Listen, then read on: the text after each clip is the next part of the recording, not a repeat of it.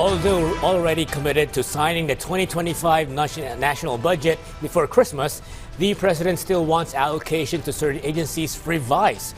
One particular instance is that of the allotment for the Education Department's computerization program, which was last down by Progress. PTV's Meles Moras has more. President Ferdinand R. Marcos Jr. has vowed to approve the 2025 national budget before Christmas to ensure adequate funding for critical government programs and projects. Pipilitin ko talaga that we will finish it by then. The Bicameral Conference Committee recently approved the proposed 6.352 trillion pesos national budget for 2025. However, President Marcos Jr. emphasized the need for a thorough review of allocations for key government agencies. Among the priorities is the restoration of the budget cut from the Department of Education's computerization program. The committee reduced DepEd's allocation from 748.65 billion pesos to 737 billion pesos. Slashing nearly 12 billion pesos meant for the purchase of free gadgets, computer equipment, and digital training tools for teachers and students. The DepEd strongly expressed opposition to the cut, stressing its impact on efforts to modernize education and enhance digital learning. Still looking into it. I think it is contrary to all our policy directions. When we talk about the STEM development of our educational sector, and then to the continuing development, because yung nawala na 10 billion comes from the computerization item.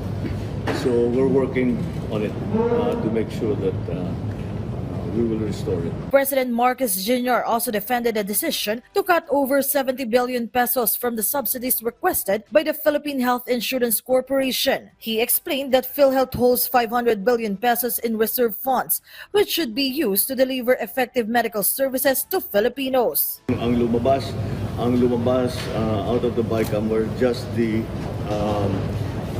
totals. So the details hindi pa maliwanag.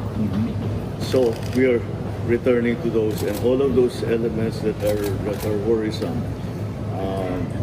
are something that we're making sure that in the disadvantage.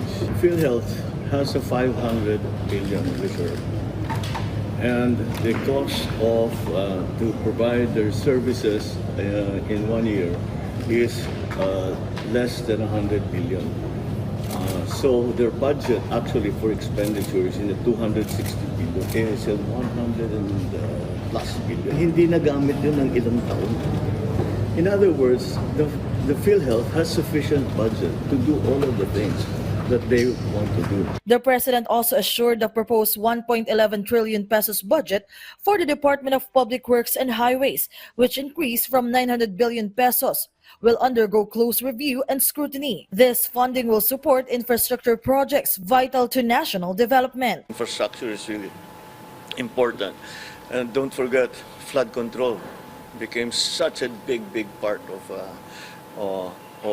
the work of the Department of Public Works. They have to build things that we never had to build before.